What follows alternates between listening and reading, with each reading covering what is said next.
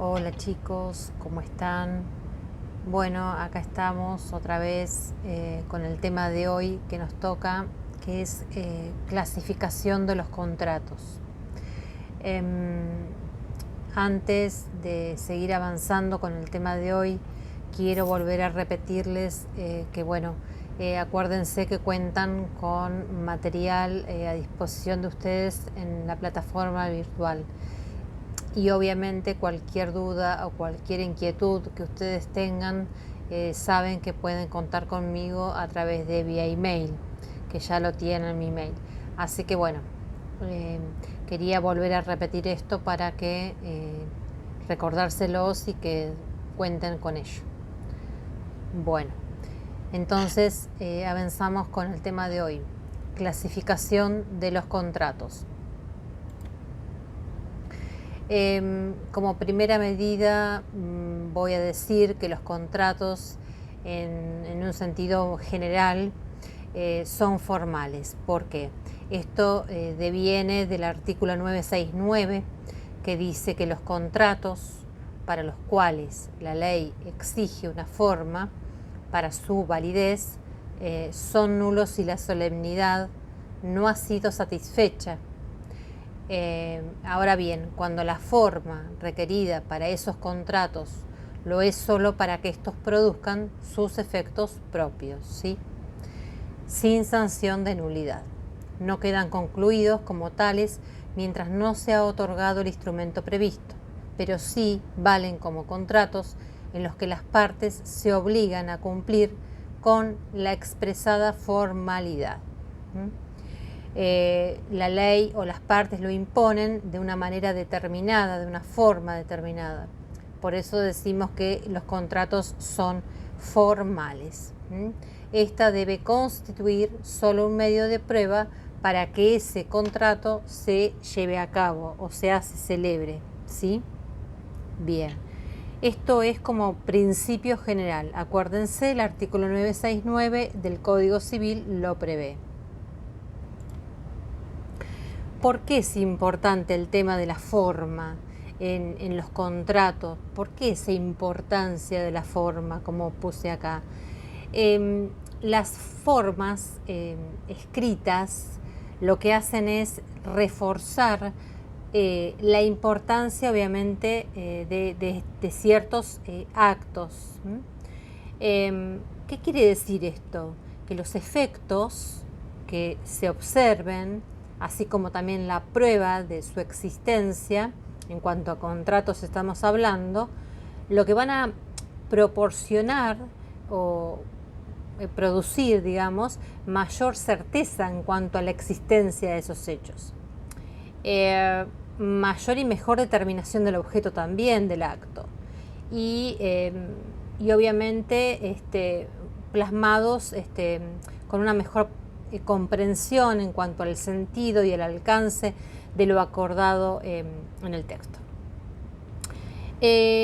Lo que se procura acá con la importancia de la forma es asegurar con que el acceso, digamos, a los términos del acto por las partes que se contratan para que pueda conocer e invocar las cláusulas o las estipulaciones, las condiciones en cuanto a la defensa de sus derechos y la necesidad de otorgar al acto bajo un determinado recaudo formal o condiciones que para que se pueda lograr la celebración de ese contrato.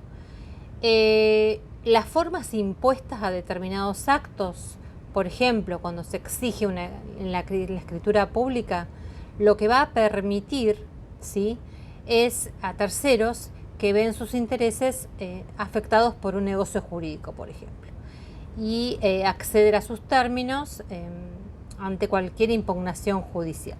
Y eso obviamente le va a dar una validez y va a producir efectos jurídicos.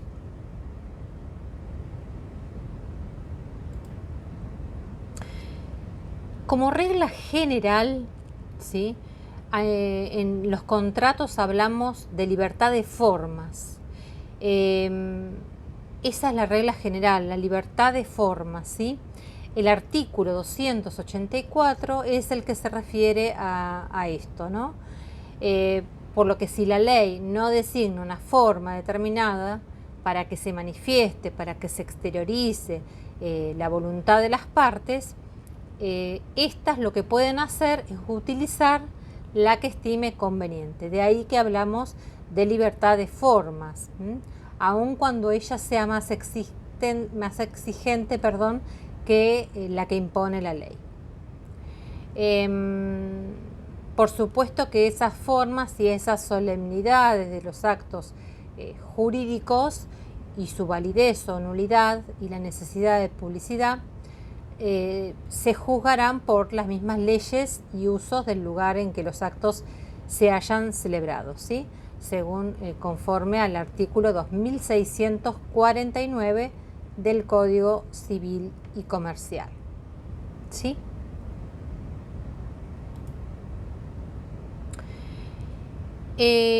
Acá hablamos, siguiendo con este tema que tiene que ver con la forma, hablamos del artículo 285, que en realidad habla de una forma impuesta. ¿Por qué habla de una forma impuesta? Esto tiene que ver con el acto, ¿sí?, que no se otorga en la forma exigida, impuesta, etcétera, por la ley, no queda concluido como tal, mientras no se haya otorgado el instrumento que se ha otorgado.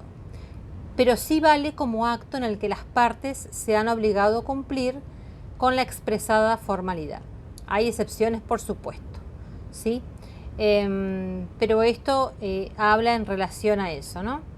El artículo 285.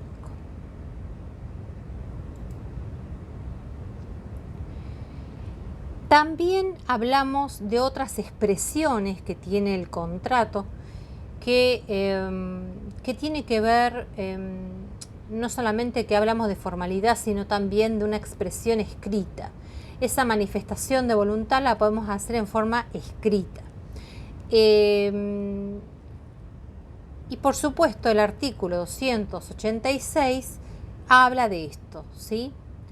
Y dice que la expresión escrita se puede realizar, ¿sí?, mediante instrumentos públicos o particulares.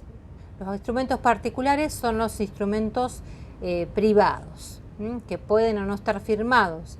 Más adelante vamos a hablar de esos instrumentos y cómo se clasifican y qué significan. Pero bueno, acá lo que quiere decir este artículo es que esa expresión escrita puede tener lugar por instrumentos públicos o por instrumentos privados. Hay algunas excepciones, obviamente, eso va a tener que ver, obviamente, en algunos casos, por cómo va a llevarse a cabo esa instrumentación, y que va a ser impuesta en algunos casos excepcionales, pero bueno, como regla general podemos decir que el artículo 286 habla de una expresión escrita, ¿sí?, en los instrumentos públicos y también en los instrumentos privados o particulares. Al introducirnos en el tema de instrumentos públicos y privados o particulares, vamos a hablar lo que dice el código en cuanto a estos dos puntos. Y lo que hace el código es hablar de cuáles son esos instrumentos públicos y qué pasa con los instrumentos privados. Muy bien. El artículo 287 menciona que esos instrumentos privados y particulares que no están firmados o que sí lo están, se llaman privados. Esta categoría obviamente lo que hace es comprender todo lo escrito no firmado, entre otras cosas, ¿no? Pero también menciona los impresos, los registros visuales o auditivos, ¿sí?, de cosas o de hechos, y también cualquiera que sea el medio empleado, ¿sí?, que tenga que ver con los registros de la palabra, de la información. Todo eso encierra, digamos, el concepto que tiene que ver sobre instrumentos privados, ¿sí?, o particulares. Acá va más allá de la firma o no, que puedan estar firmados o no. Estamos hablando de los instrumentos privados y particulares, no los instrumentos públicos, ¿sí? Porque vamos a ver que los instrumentos públicos tienen algunos requisitos que son obligatorios. En el caso de los privados, no sucede lo mismo, ¿sí? Esto que estoy hablando tiene que ver con el artículo 287 del Código Civil, que lo menciona, ¿sí?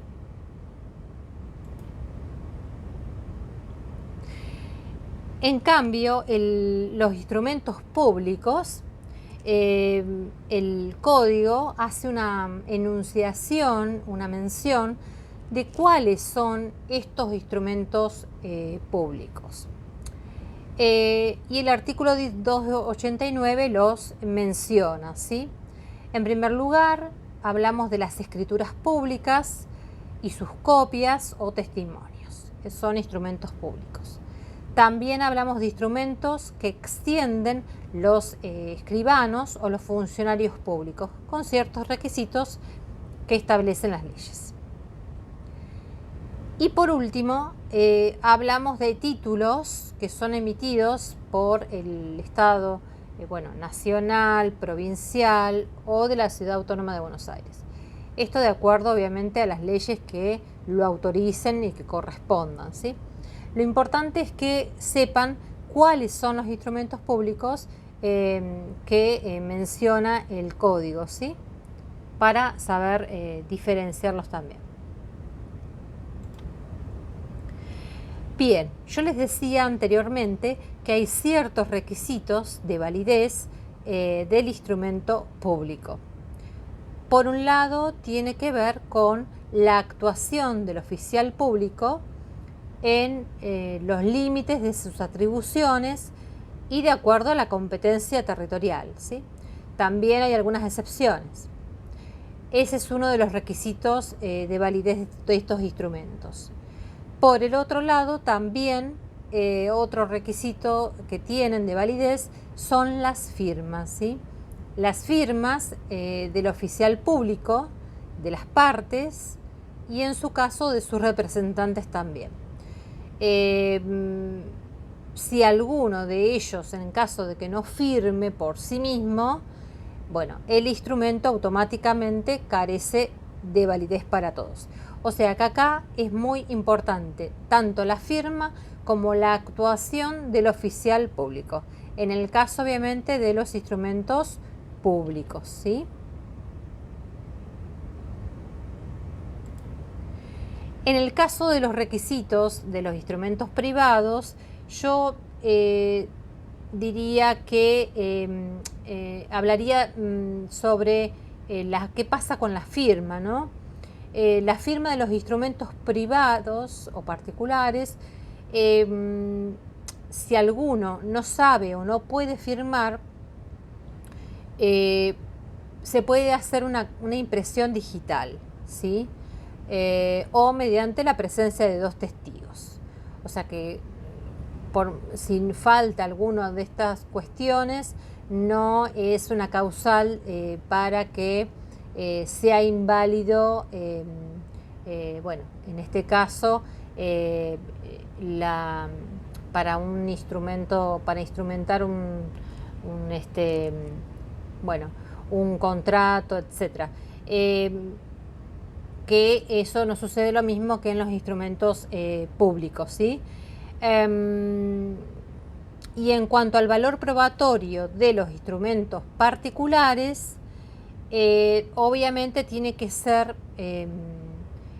apreciado por un juez, ¿sí? Entre otras cosas, así como también, bueno, todo lo que los procedimientos que correspondan en cuanto a este tipo de instrumento.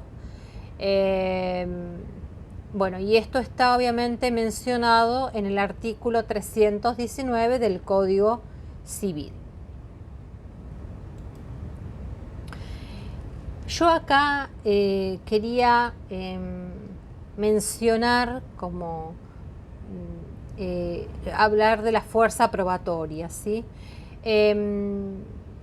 La fuerza probatoria es, el código lo explica muy bien, es fijar, digamos, las pautas para poder interpretar, por ejemplo, documentos particulares, es decir, aquellos documentos que no se encuentran firmados por las partes. Entonces la prueba, para darle validez a esos documentos, su valor probatorio se puede apreciar a través del juez, ¿sí? Que va a ser el que va a determinar ciertas pautas, ¿sí? Para que obviamente tenga validez. Bueno, acá pasamos a qué pasa con el objeto de los contratos. En primer lugar, yo diría el concepto. ¿Qué es el objeto? El objeto es uno de los elementos esenciales del contrato, de la figura contractual. El objeto es el contenido de la prestación de la obligación, o sea, de la conducta que va a realizar, digamos, por ejemplo, del deudor en beneficio de su acreedor. Pero eso es el objeto, ¿sí? Ese objeto del que estamos hablando, del acto jurídico, no debe ser un hecho imposible y tampoco debe ser algo prohibido por la ley. Y no tiene que ser contrario a la moral, a las buenas costumbres, al orden público o lesivo de los derechos ajenos, o también de la dignidad humana. Tampoco puede ser el objeto el bien por un motivo especial, que se haya prohibido de lo que sea. ¿Qué quiere decir todo esto? O sea, el código lo que hace es regular, digamos, los requisitos del objeto, pero toma como eje el principio de libertad. ¿Sí? ¿Qué es esto? Que el principio de libertad es asistir a las partes para elegir el objeto material o inmaterial sobre el que recae el fin inmediato que se persigue, para que se celebre ese negocio, ese contrato. El objeto de los actos jurídicos debe ser idóneo, debe ser posible, lícito y determinado, conforme a la ley. Un ejemplo es, por ejemplo, la hipoteca, el caso de la hipoteca sobre la cosa mueble. También hablamos de las causas de los contratos. La causa es el fin inmediato autorizado por el código, por el ordenamiento jurídico, que es determinante en su voluntad. Y en el caso de la causa, integra obviamente los motivos que se exteriorizan por esa voluntad, que sean lícitos y que estén incorporados al acto en una manera expresa o tácita, ¿sí? Eso es la causa. Continuamos.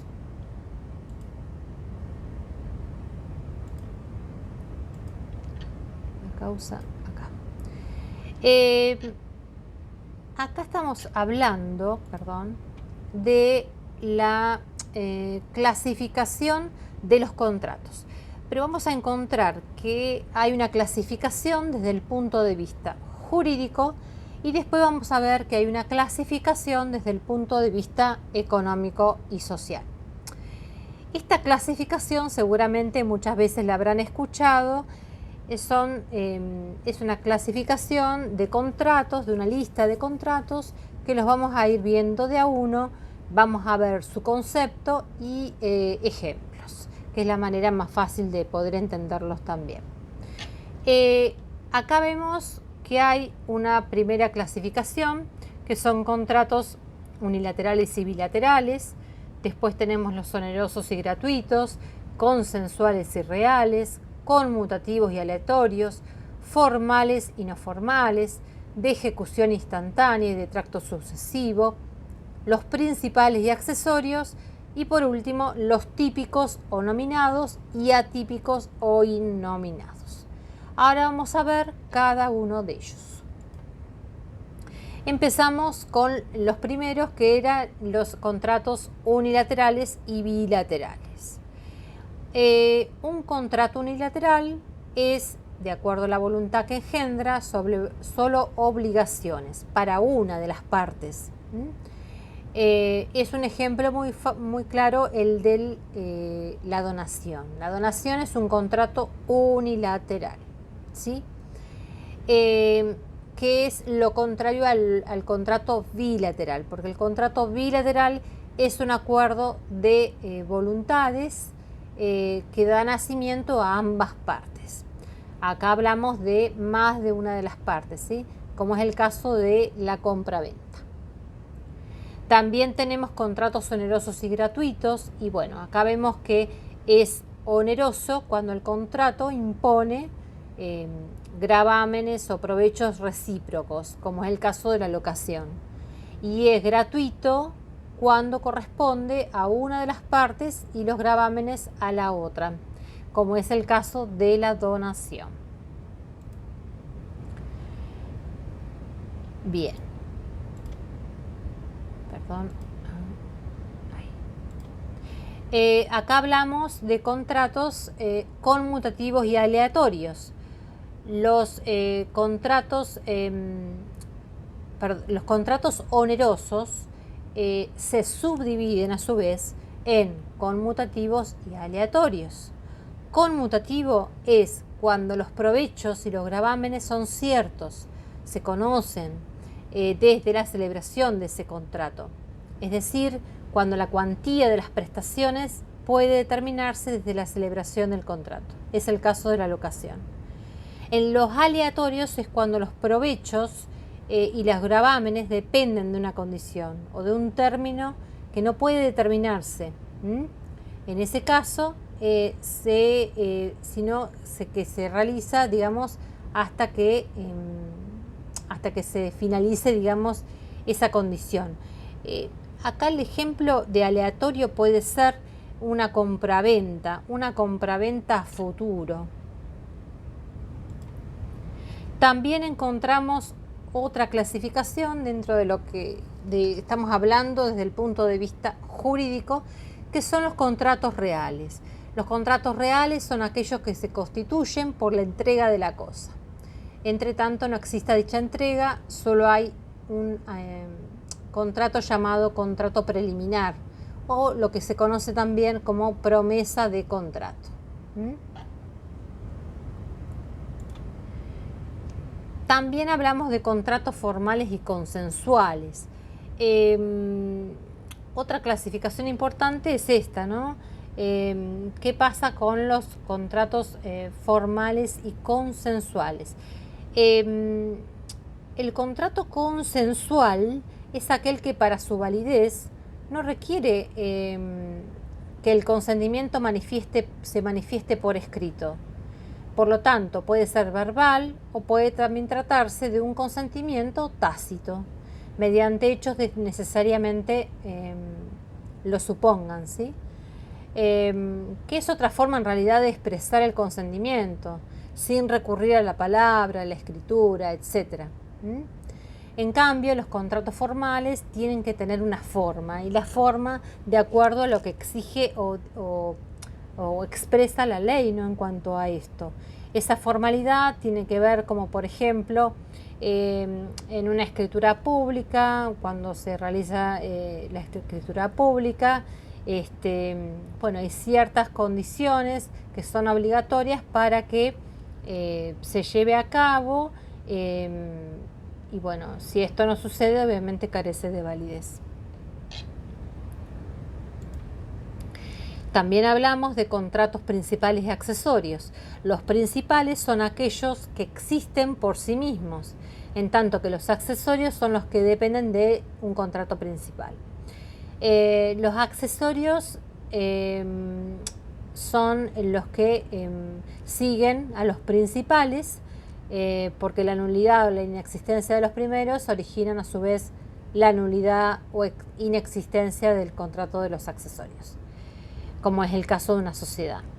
En el caso de los accesorios, también se llama como de garantía, y se constituyen para garantizar el cumplimiento de una obligación que se reputa principal, como es el caso de la hipoteca, por ejemplo. También hablamos de contratos de ejecución espontánea, que son los que se agotan en el acto mismo, cuando se ejecuta. Hablamos de contratos de tracto sucesivo, que son aquellos que duran, pero esa duración no simplemente tolerada, sino que es querida por las partes. Y también hablamos de contratos típicos y atípicos. Estos contratos, los típicos, son los que la ley ha reglamentado, en cambio los atípicos son los que la ley no ha reglamentado. Hasta acá tenemos la clasificación desde el punto de vista jurídico. Ahora vamos a ver que hay otra clasificación según la función económico-social. Acá hablamos de función del cambio, función del crédito, función de garantía, función de colaboración y función de previsión. Otro tema que es importante hablar es sobre la interpretación de los contratos. ¿Qué significa esto de interpretar un contrato? El contrato se debe interpretarse de acuerdo a la intención que tengan las partes, a cómo es esa intención, ¿no?, entre las partes. Y por supuesto acá hablamos del principio de buena fe. Este artículo que habla sobre esto lo que hace es determinar que esa interpretación de esos contratos en cuanto a su contenido, a su alcance, etcétera, tiene que estar orientado por dos reglas básicas. En primer lugar, tiene que ver con el principio de buena fe. Y en segundo lugar, tiene que ver con la intención común de las partes. Continuamos.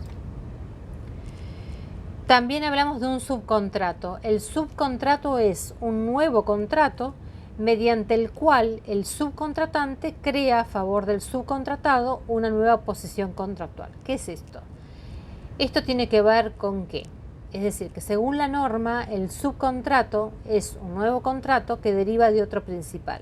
Entonces, lo que sucede acá es que sus partes, que son el subcontratante y el subcontratado, a partir del consentimiento entre ellos, crea a favor de este una nueva posición contractual. Por eso hablamos de subcontrato. También existen los contratos anexos. Estos contratos existen cuando hay conexidad, relación entre dos o más contratos autónomos y que están vinculados entre sí por una finalidad económica. De modo tal que uno de ellos ha sido determinante del otro para que él consiga el resultado perseguido. Este fin o esta finalidad puede ser establecida por la ley y puede ser expresamente pactada o derivada de una interpretación, de acuerdo al artículo 1074. Bueno, chicos, hasta acá hemos hablado de la segunda parte de la clasificación de los contratos. Este video explicativo también tiene el PowerPoint para verlo en la plataforma virtual. Y acuérdense que cualquier duda que ustedes tengan sobre este tema lo consultan a mi mail y yo lo responderé a la brevedad posible. Pero bueno, cualquier cosa hablamos por vía email. Bueno, nos vemos la próxima y mucha suerte en el parcial.